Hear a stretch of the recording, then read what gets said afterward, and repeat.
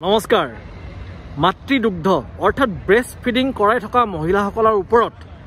খাদ্য খোৱাৰ ওপৰত বিভিন্ন ধৰণৰ বিশ্বাস জড়িত হৈ আছে আমাৰ অসমীয়া সমাজত হয়নে যেনে ধৰি লওক বাচ্চাটোৰ যদি চৰ্দি লাগিছে কাহ হৈছে তেন্তে এই ব্ৰেষ্ট ফিডিং কৰি থকা মহিলাগৰাকীক কোৱা হয় যে মাছ নাখাবি গাখীৰ নাখাবি হয়নে কিন্তু এইটোৰ জানো কিবা যুক্তিযুক্ততা আছে কি বুলি কোৱা হয় যে মাছটো ঠাণ্ডা বস্তু এই ধৰণৰ কথাবিলাকৰ কোনো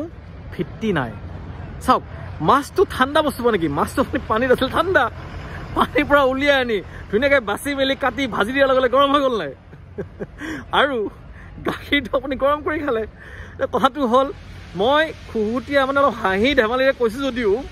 কথাষাৰ চাব দেই ভালকৈ মন দি শুনিব মাছটো আপুনি খালে এনেকৈ নহয় যে বোলো ধৰি লওক ঠাণ্ডা গাখীৰে খালে বা ঠাণ্ডা মাছে খালে ভাজি গৰম কৰি ঠাণ্ডা কৰি খালে এনেকুৱা নেকি বোলে ইয়াৰ পৰা চিধা গ'ল চিধা গাখীৰলৈ গুচি যাব ইয়াৰ পৰা যাব খাদ্যনলী যাব পাকস্থলীত যাব কিমান ফনা পিটিকা হ'ব স্মল ইণ্টেষ্টাইন যাব তাৰপিছতহে এবজৰ্পশ্যন হ'ব এবজৰ্পশ্যন হৈ আকৌ লিভাৰৰ মাজেৰে গৈ গৈ গৈ গৈ গৈ শেষত গৈ ব্ৰেষ্ট মিল্কৰ তালে কি যাব তাৰ পৰা পোৱা নিউট্ৰিশ্যনবিলাক যাব ফেট প্ৰটিন কাৰ্বহাইড্ৰেট এটচেট্ৰা চ' আমি এইটো অলপ যদি ভাবোঁ যে মহিলাগৰাকীক খোৱাৰ লগে লগে যাব নে ডাইৰেক্ট যাব নে সেই বস্তুটো সেই খোৱা খাদ্যখিনি পাচন হোৱাৰ পাছত তাৰ যিবিলাক সৰু সৰু সৰু সৰু আনুবীক্ষণিক পাৰ্টিকল আছে সেইবোৰ বস্তুহে যাব আৰু সেইবোৰ বস্তুৱে গাখীৰ উৎপাদনত সহায় কৰে বুজি পালে চ' এনেকুৱা ধৰণৰ খাদ্য কোনোবা যদি মানা কৰিছে আপুনি ডক্টৰৰ পৰামৰ্শ অবিহনে ফটককৈ বন্ধ কৰি নিদিব এতিয়া চাওক এলকহল স্মকিং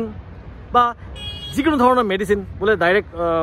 ফাৰ্মাচীৰ পৰা লৈ আনি খুৱাই দিলোঁ এইবোৰ খুৱাব নালাগে কাৰণ কিয় জানেনে এইবোৰ বস্তুৱে চিধা আপোনাৰ কেমিকেল কম্পনেণ্টটো চিধা কেমিকেলটো বাচ্চাটোৰ শৰীৰৰ কাৰণে অপকাৰী হ'বও পাৰে হয়নে